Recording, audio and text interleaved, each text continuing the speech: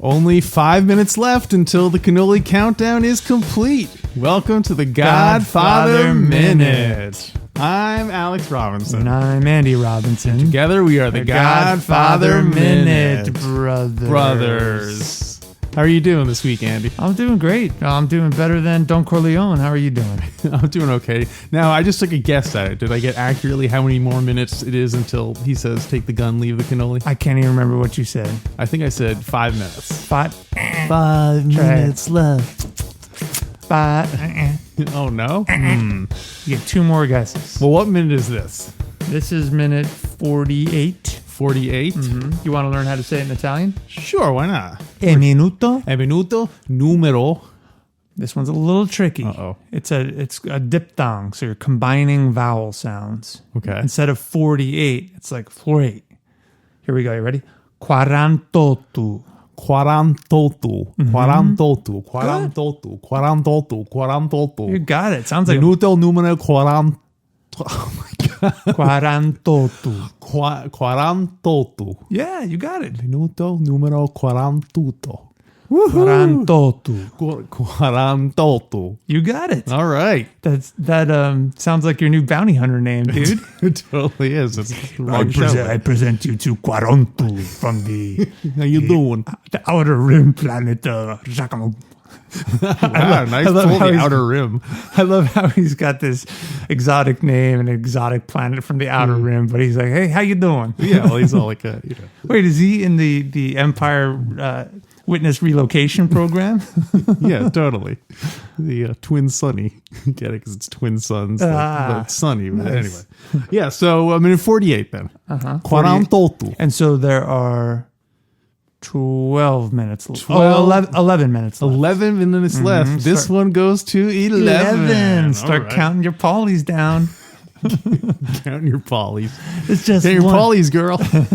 Come on, get your polys. There's only 11 minutes left. Oh, wait, Polly? Oh, no, you... You, by the way, I love listening back when I'm editing our podcast episodes. I have to just give you a shout out or a call out. Call up. A call up. A call up. Really? Yeah. Like Well, I'm the not same- calling you out because that's a bad thing, right? You're calling me up. Like Michael calling up. Well, you're sitting right in front of me. I'm not calling you up. Okay, so what is your... You said, Polly? I don't think you're going to see him no more. changing the intonation? It's a simple twist. I like Yeah. that. Sorry, I was just distracted by the change of the... That's all pattern. right. I do want our listeners to let us know if we're overdoing the sound effects because we've been doing a lot of those crowd cheers and screams lately. I don't know. I think our marketing research says people think it's funnier if there's a Oh, cheer. wait, I mean, sorry. I mean, our live audience is getting very excited about Right, everybody? this.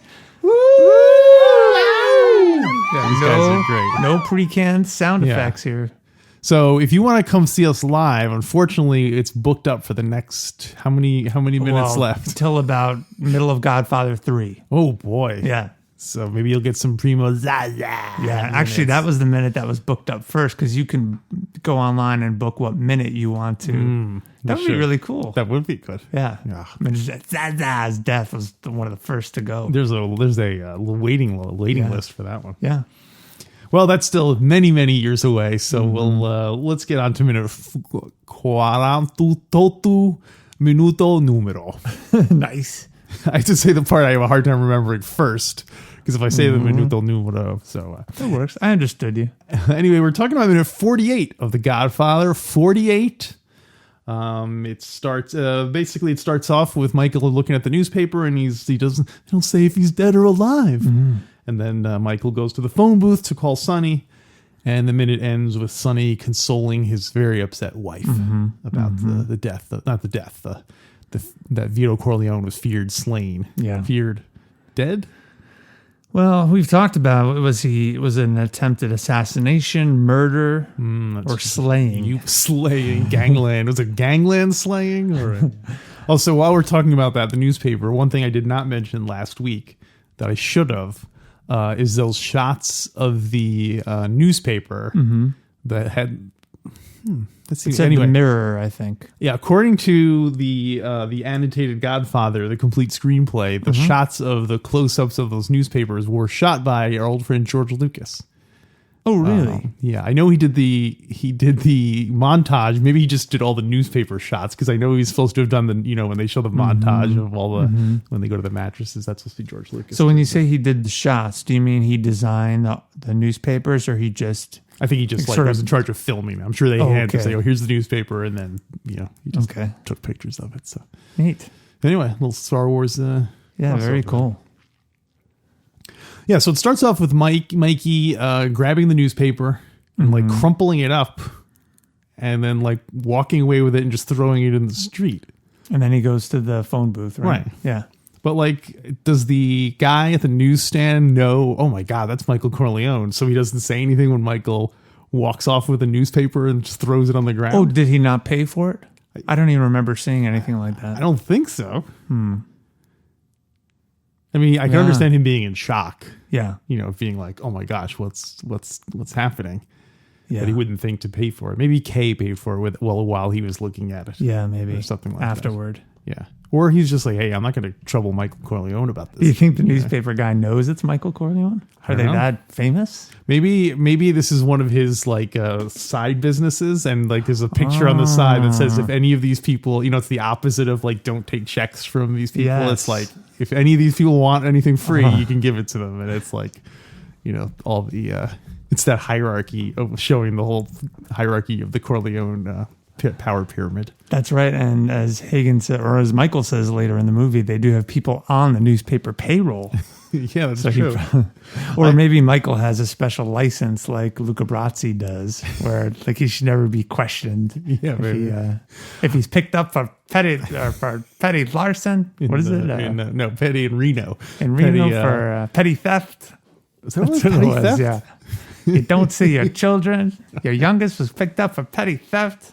You don't even know about it. You fly around the world with Merle. He doesn't know his name. It's getting a little into Fredo time. You don't fly around the world. You don't fly around the world with Merle like that. Well, I was going to say, I wonder if this is a bit of symbolism. The fact that they show Michael crushing the newspaper and throwing it on the ground. That's representative of the Corleone family's power over the media. That this newspaper, which everyone thinks they can trust, is in the crumbly grip of the Corleone family. Yeah, maybe. So yeah, I bet the papers would love a story like that. Yeah. I have a little bit of background information about about a previous shooting that's in the book that's not in the movie. So the book is different than the movie? It's a little bit different. Okay. I'm not going to read from the book, but the book is different from the movie. The book is different than the movie. The book is different. The book is different. The book is different than the movie. Yeah.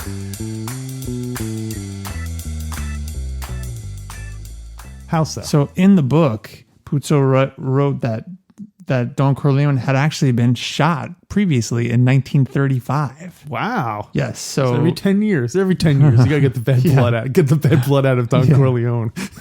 Yeah, apparently he was shot by Fredo when he was teaching him how to use a gun.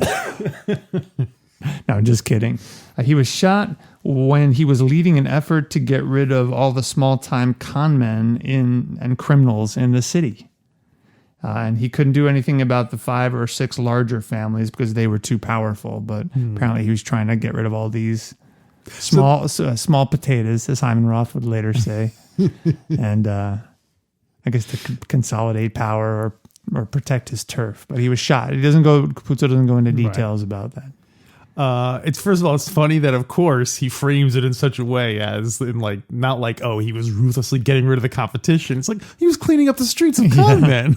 That's a good thing. That's a benevolent thing to be doing. That's true. It's all about the marketing.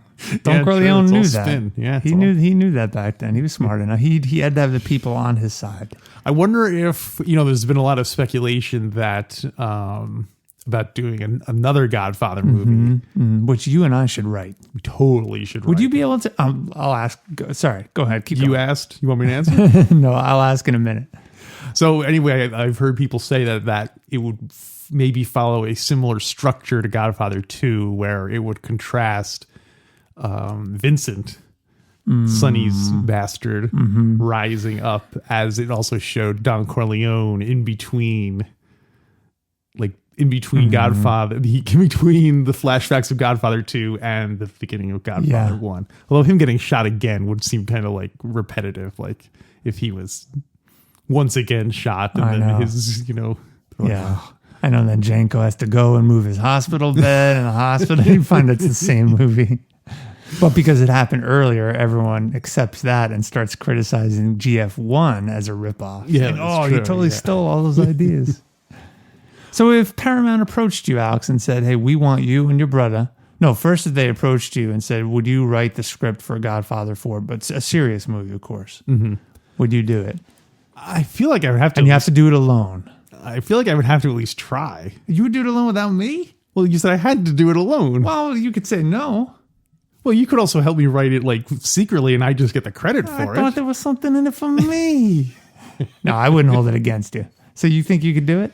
I don't necessarily think I could do it, but I would certainly give it a try. You'd give it a shot. I mean, and plus I assume anytime you write a script, like it's going to get revised and so No, what they say is we trust you, have complete control of the script. Well, then I would definitely do it because I would totally make it a zany screwball comedy. First of all, I would have it set in outer space, like a long time ago. Oh man, The Space Father. That would be an interesting challenge. Yeah, and I guess I would probably look into real life mafia things that happened and base it on that. Yeah. To make it more realistic or just sort of, to get some ideas of what kind of Yeah. things, because I don't want to just watch a bunch of mafia movies and then just recycle those ideas. I want to recycle real ideas that actually happen. It is, I think the story of a rat or a narc is always a good one. Oh, yeah. We talked about Donnie Brasco last time. It was a good story. Yeah. I think I would maybe do something. I think I would want it to end with Vincent in jail. Vincent in prison. Mm-hmm. You know what I mean? Because we've never seen that. We've never seen any of the mafia people get their just desserts and wind up. I mean, I guess you could say Michael got his just desserts because he got to live to be an old man living in luxury, which I guess is a punishment of some kind. Yeah, but never went to jail. Yeah, he never did jail time, as far as we know. We have an affidavit here. The feds made up a bunch of things. I said, sure. Yeah, Michael Corleone. I got my own family, Senator. We got to work on our Frankie financial. Yeah, no, I'm terrible. So I was going to talk about the phone booth. Yeah, let's talk about it. Unless you had anything else about the newspaper. No, the only other part of the book I wanted to mention was that the Godfather owns 8 houses all next to each other in that compound area. Long Island? On Long Island, yeah. Long Beach. That's why. And I wanted to bring that up now because it sounds like they're all gathering and hunkering down for this upcoming war. Yeah. Well, so it's walking. They can all walk to each other's house. It's all 8 houses next to each other. I guess that makes sense coming from an old world, Sicilian thing where you want to keep everyone, especially since the family's so important. Keep the family close.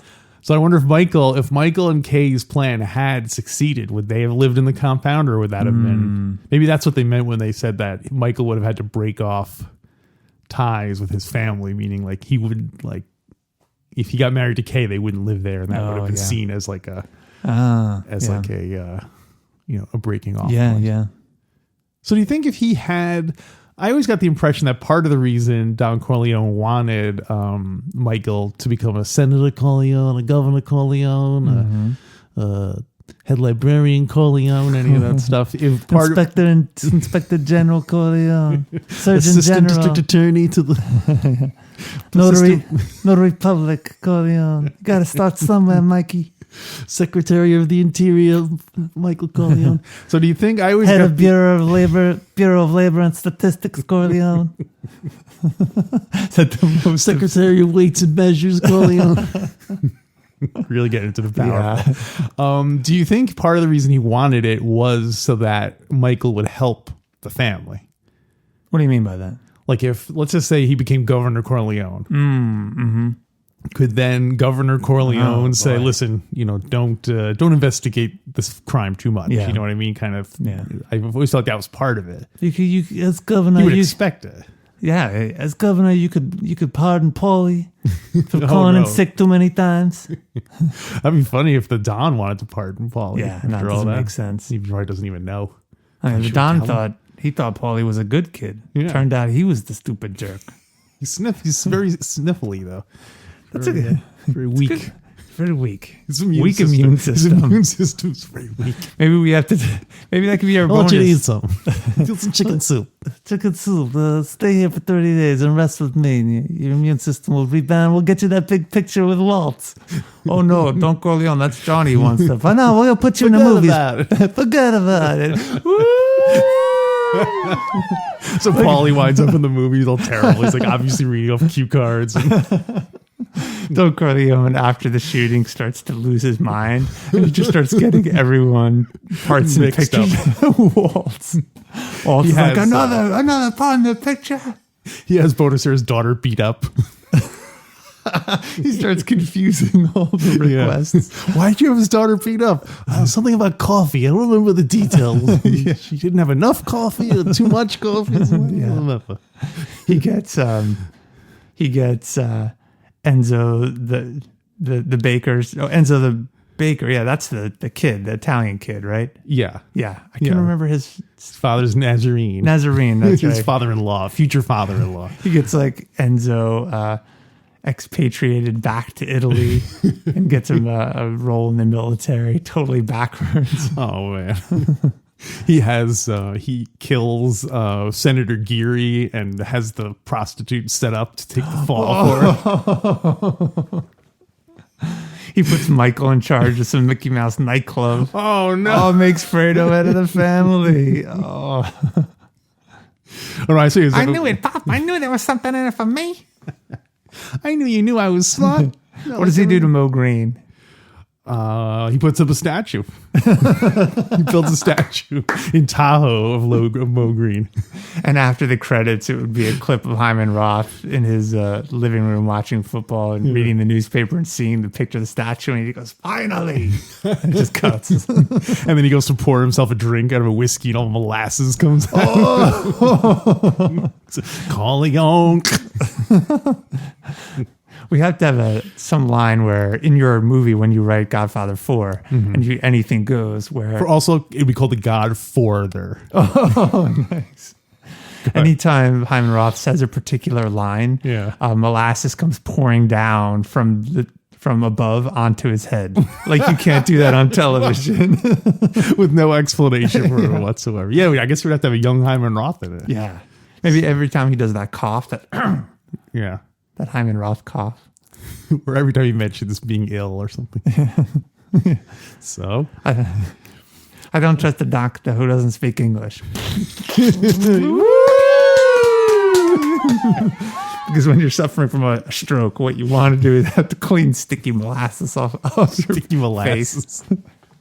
The thing about us doing the cheering, I'm sure like by the time this airs, everyone's gonna be like, dude, those cheers are getting way out of hand. And by then we'll be able to bank like 10 episodes full of cheering and stuff. So Oh yeah, there'll be a little lag time and us you have to phasing go them back out. and do special editions where you take them out. Well, if you may have noticed when I put the book is different from the movie, I'm making much shorter clips. Sometimes even just the ride symbol, and then fade it out. It's enough to evoke it. Yeah, evoke it. Yeah.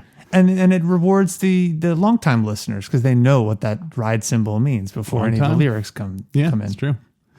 So Mikey goes to the phone booth, and both the phone booth and the newsstand were both built specifically for the setting, the set. Cool. So, but phone booths, Yeah, phone booths. You don't see. Oh, you won't see them no more. yeah. In this scene, we have him looking at a newspaper and going to a phone booth. Yeah. What other outdated things could he use to? He's like, I want to send a telegram to my father in the hospital. Well, this is the 40s, so Yeah. well, you do see the phones when in Sonny's house too. It's a very old looking phone. Yeah. The other day I was just thinking how eventually landlines are going to seem the way people are going to look at landlines the way we look at those old fashioned phones where you have to hold the earpiece up in one hand and hold the microphone in the other hand. Like it's going to seem like an old fashioned I guess funny? Probably already is to the kids. But the first phone booth was in Berlin, January 12th, 1881. Holy was the smokes. first phone booth. And it makes sense. A public phone booth? First public phone booth. Wow. And there were enough people with numbers and phones that it was worth putting up a public phone booth? You know, that's a great question. But back then it wasn't coins. You had to buy tickets and you put a ticket at the phone and it would. No way. Yeah, they didn't. Wow. So I'm not sure how many people, would you call the one other guy with a phone in town? Well, I think it I'm was. sick of everyone calling me. I know. Just for the novelty of it. Well, I think you went into a booth and you put the ticket in and then you said your message, and it actually was kind of like a confessional. It just went to another half of the booth where there was a guy, and then that guy would run across the street or down the street to the person you wanted to quote call, end quote, and he would deliver the message. Is that the first phone booth? Yeah, would he do it in the voice of the person? Would you Yeah. have to that was, they don't have that service anymore. Yeah. It's all and impersonal. what you're paying for is then that you would wait, and then the person would come back with possibly a reply. He says, "Oh yeah, how are you doing?" Yeah. And he would say, "Oh, I'm doing fine," and then he would run and say, And the funny thing is, this phone booth and the receiving phone booth were only like 50 feet apart from each other. "Well, it was early technology; they couldn't be that far apart." There was two cups and a string, tin cans and a string. Please hold. In England, they are known as telephone boxes. Okay. Is that better or worse? Which is phone booth sounds? We're so used to it. Telephone box. Oh gosh, I don't know. The only thing I would say is that I wouldn't be sure if it was a box that you went in to talk on the telephone or that you bought a phone and here's the box that the telephone comes in. Oh, yeah. It would be booth is more, it conveys what it is. Yeah, because a person is always in a booth, whereas people Always in a are booth. rarely in a box. Yes. Right. Yeah. Unless they've gotten themselves into a situation, they just don't know how to get out of it. Yeah. Or they're deceased. Yeah. Bonus Era prefers phone box. Oh, yeah. Well, that makes sense. 1889 is when they came to America. The 70s is when they started switching away from booths into those kind that are like on a pole that has just like a little kiosk style. Oh, okay. Where you're not protected from the elements. Yeah, and I always thought that was just a cheap thing. And because homeless people were taking dumps in the phone booths. But apparently it was for people with disabilities, because people like in interesting. wheelchairs and so on couldn't use phone booths because so that way they could slide in, use the telephone, under the thing. So, Yeah. Oh, interesting. Speaking of homeless people and telephone booths, my last recollection of a phone booth was maybe about 2 years ago. I was in the city visiting family. New York City, and we were walking near your old house on 2nd Avenue. Yeah. And we were walking up the street, and there was so strange, a homeless guy defecating in a phone booth, but it was the half phone booth. The kiosk. The kiosk, so you could totally see his lower half, but his Yeah. upper half was somewhat protected by the kiosk. Right. Yeah, but you could tell there was no hiding the fact that he was taking a dump in the phone Correct, kiosk. but I realized at first I thought, oh, it's so dumb because everyone can see the defecation. But then I thought later, oh, it's kind of smart because his identity is protected. So if you had to do that, Alex, would you prefer people to see your bottom half or the upper half? Because if they see the upper half, they may not know you're defecating. You could pretend you're on the phone. I think I would want to be. I think I would want to be facing out. Facing out. Yeah, I think I would want to be. Well, this is, of course, speaking as a non-homeless person who has only rarely defecated in a phone booth. I think I would still be. I would have enough pride where I would want, and also I would be. I wouldn't want to be in such a vulnerable position with my eyes not facing outward. So you'd want to be facing outward. I want to be facing outward so I could look around and see, like, is anyone coming up to rob me, or a cop coming or something. Well, no, like you're that. not homeless. You are you, Alex Robinson. With all Okay, of well, your the same rules would resources. still. Then Okay. even probably even more so, because then I'd be even more like, oh my god, this is so embarrassing. And I'd almost be convinced, like I would kind of like act like I was tying my shoe, or like I would crouch over and act like I was doing something, so it wasn't immediately obvious that I was. So, but you would want Taking a very Luca Brasi-ish tone. So you. Yes. So you would want your bottom half. When I say protected, I mean covered, sort of concealed. You mean like in a box or something? Yeah, I guess you have some degree of an anonymity with even the kiosk, because you've got the upper half structure of the kiosk, but the bottom is just a pole. There's no hiding. Right. So if you had the choice of people seeing you defecating, but not seeing that it's you, Alex Robinson, or vice versa, where they see it's you, but they can't see you're defecating unless they got really close. Well, then they deserve whatever they get if they get really close. Sorry, this is a ridiculous question. The moral of the story is we're glad there are no more phone boxes. Telephone box. Telephone boxes. Yes, that's. By the way, you keep referring to some fuzzy Plumper Nutter toy with the Fuzzy Pumper Barbershop? yeah. What is that? You don't remember that? I keep listening back to that, and I kind of have a vague a memory of it. What is that? The Fuzzy Pumper Barbershop. Fuzzy. Say it again. Fuzzy Pumper. Fuzzy Pumper Barber Shop. Yeah. What is that? Do you remember Plato? Yes. He was Aristotle's mentor, right? Yes, and he loved taking dumps in phone booths. What? No, he would. Plato had, there were two different novelty things you could do with it. One of them was, it was basically like a, okay, I'll just go with the Fuzzy Pumper Barbershop was like a barbershop playset. Mm-hmm. And what you would do is there'd be like the barber chair, and you'd put some Play-Doh on it. Okay. And then there was like a shell you put over it that was painted to look like a human face. Okay. So you would cover up so the Play-Doh's inside that shell with a human face pointed on it. Now on top of the shell, there's a bunch of holes. Okay. And what you would do is you would push the shell down, and it would force the Play-Doh up through the holes, and it would make it look like it would be like spaghetti growing out of the person's so the head. hair is like growing. Yeah, so then you would theoretically take scissors and go, I'm cutting this Play-Doh guy's hair, and so on. So it's basically supposed to be conjuring the image of poop coming out of the top of these. Well, it's not supposed to be conjuring. That's supposed to conjure hair growing, and then you cut it, right? Well, I mean, that's what the original one referenced. My bringing it up is supposed to be adding that extra layer of poo to it.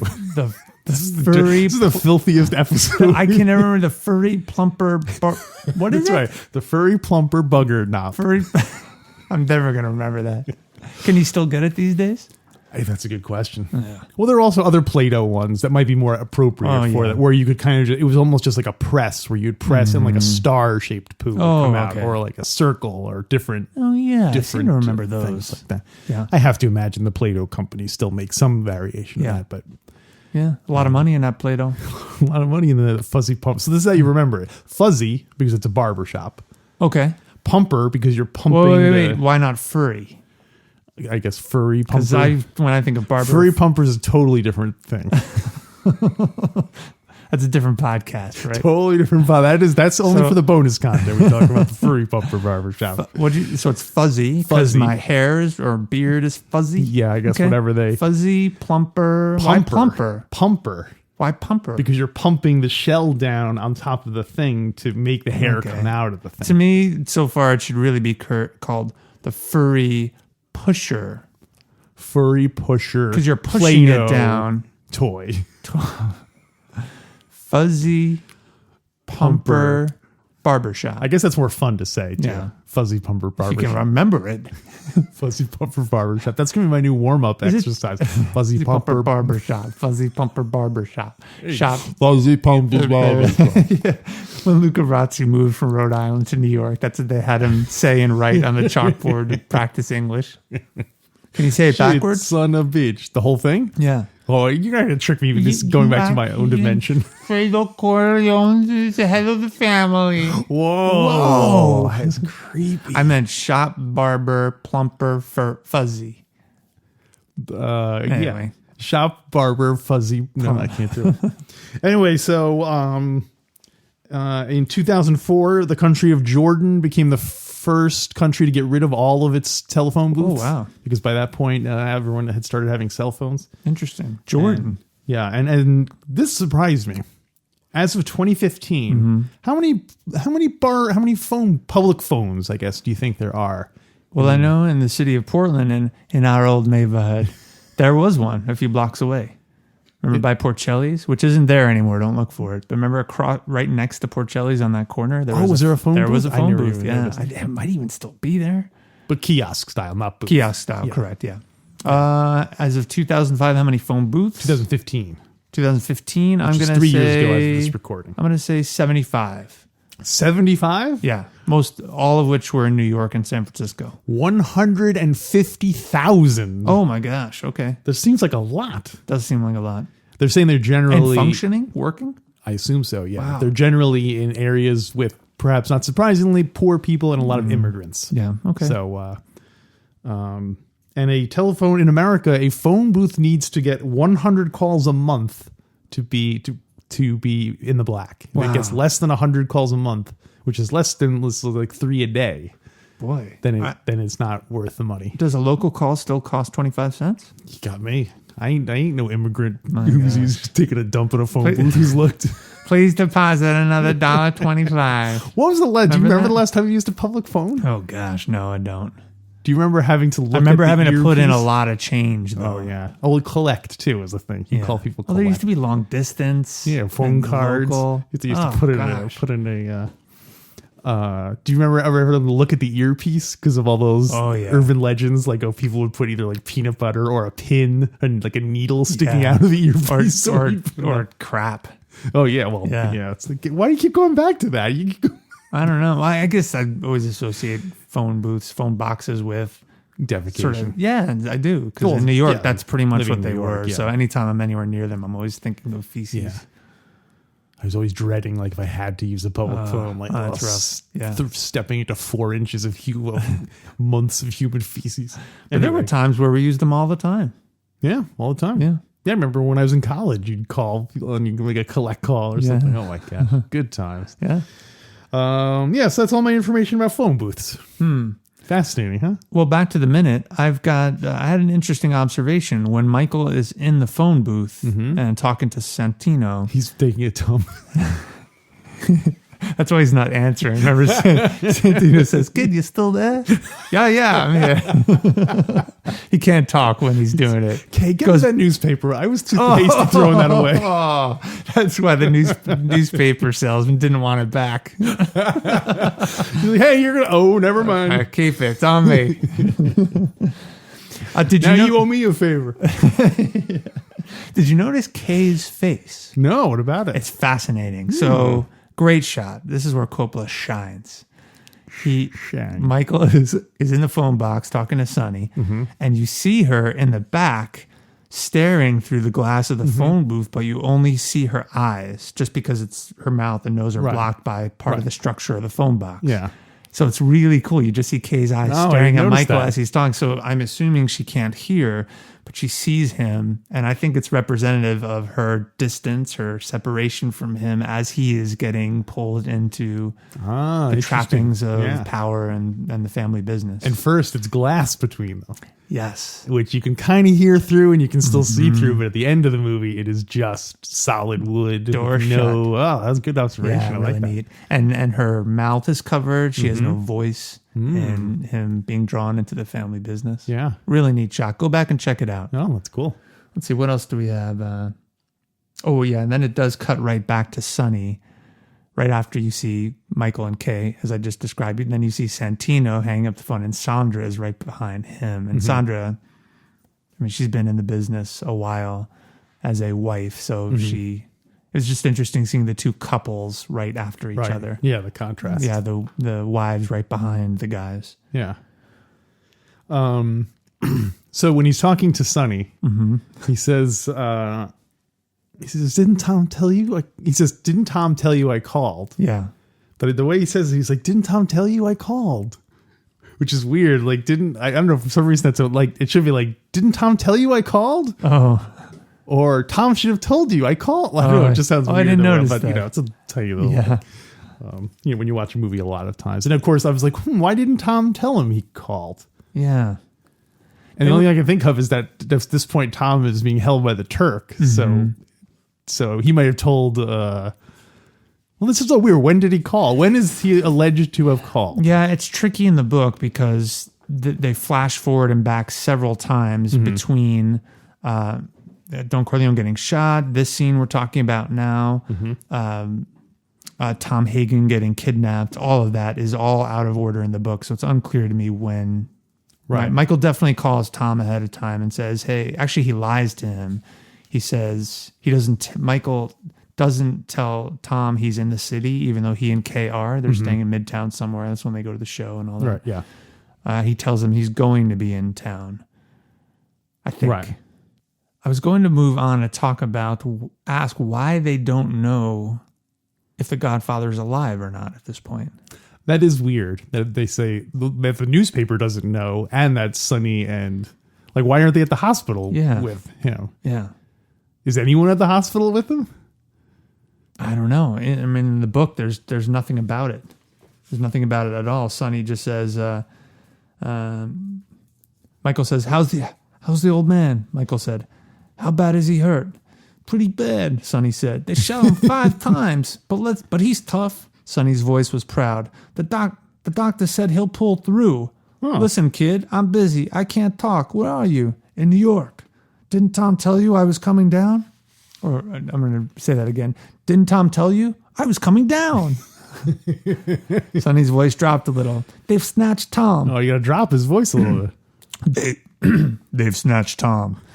That's why I was worried about you, kid. His wife is here. She don't know, and neither do the cops. I don't want them to know. The bastards who pulled this must be crazy. I want you to get out of here right away and keep your mouth shut, okay? Okay, Mike said. Do you know who did it? Sure, Sonny said. And as soon as Luca Brazzi checks in, they're going to be dead meat. We still have all the horses. Oh, man. Sonny, if you only knew. Yep. I guess in the days before cellular telephones, it was probably a lot harder to keep people in the loop. Because figure, okay, Don Corleone goes into the hospital, and the cops are like, oh, this is Don Corleone. Does the hospital or the cops then call? Yeah. Do they know who to call? Is Sonny Corleone's number in the phone book or something? Yeah, and that's a good question. Yeah. So I don't know. I don't know how. Although you'd think then Sonny would immediately rush to the hospital. Yeah. Or something. Yeah. What do they do? Maybe he assumes Tom is at the hospital. Well, what do they do nowadays? Well, I assume let's just say I was gunned down by Barzini's men. Oh no! If I was gunned down by Tatalia's men, then I'm assuming they would. They pick you up. They look through your ID and all that. They find your driver's license. They see your phone. They can't get into your phone because it's password protected. What happens? I don't. Well, a lot of times nowadays, I don't. This is getting into a whole thing about phones, but you can put a number on it to say if this is the emergency number to call if you find this phone. What do you mean, in your phone or when you open up your lock screen? Oh, really? I never saw that. Yeah, we'll okay. Talk about it later. Bonus content. Tech tip. Hot tech tip. Tech tip. Telephone tech tip. Yeah, but I don't know. I guess then they would call me up and I'd be like, okay, I'll be there, or I'll send somebody there or something. But we'll figure that out. Yeah, you know what they probably do? They probably call the phone booth, and then the guy comes running, and it's like, your father's been shot. I'm like, okay, let me get in the car. Tell him I'll be right there. Yeah. Speaking of flashbacks, in the original shooting script of this movie, this was all done in a different order. We didn't find out that Don was shot until Michael did. Michael saw the things, and they don't say if he's alive or dead, and then there was a flashback showing what happened. Oh, wow. So that would have been an interesting... Yeah. Because also they don't really have flashbacks in this movie. Yeah. So that would have been structurally, that would have been a very different thing to show a flashback. I wonder if it's that way in the book. Puzo definitely wrote the part about him getting shot afterward. It's in a book, it's easier to do that stuff because you can kind of jump forward and backward. Play a little bit more with easily. the timeline. Yeah. Yeah. You don't have to... So That would have been an interesting difference. Yeah. To see how that would have been. The only thing else I have is that the crying baby in the scene adds to the chaos and the helplessness of the feeling that Sonny must have. Yeah, that's always a great way to increase tension in a scene, is because everyone is like biologically wired to not like the sound of a crying baby. Yeah. So that's always a good like undercurrent to put in a scene to make people all tense up. Definitely. Yeah, good observation. Good sound design. Mm-hmm. Anything else, Alex, before we rate it? No, that's all I got for this minute. Yeah, that's a Sonny talking to consoling his wife. Mm-hmm. So what are you going to rate this one, Alex? Well, like last week, it's kind of setting up stuff. Yeah. Except this time we don't even have a papa. I know. So I'm going to go ahead and give it 2. I was going to give it 2. Is 1 where it's like the acting is poor? I don't know. Yeah, I guess if there's something that's actually egregiously bad, okay, as opposed to like meh. Maybe the interaction between Santino and Mike on the phone is kind of fun, but not really much happens. So, yeah, I'm going to. It's conveying information and so on. So due. That's 2. Fortunato due. Have we picked our topic for the? No, we have not. Do we have anything on the? Boy, well, we can give the tech tip. Which everyone wants to hear. Well, we'll do our recurring D&D stats. We haven't talked about Kay. Maybe we could do her D&D statistics. It's true. Well, let's see. With ongoing bits, we have headlines, D&D statistics. What dolls say when you pull their strings. Say? The musical we haven't done in a while. Yeah, that's true. One of the features in a musical. Yeah. And who knows? Maybe we'll dip into the Godfather companion again for some fun topics. So it'll be a potpourri this week. Yeah. Okay. I know that sounds very tantalizing, so go to godfatherminute.com/support if you want to hear us talk some more about Godfather type stuff. And please give us a review on the place where you download this. I won't even say the names of the companies, because I think by the time you download it, they'll all be purchased by a larger corporation. That's true. All right, which will have been purchased by even a larger corporation. So we'll just cut to the chase. Go to Disney.com and rate and review the show. I thought you were going to say go to Paramount.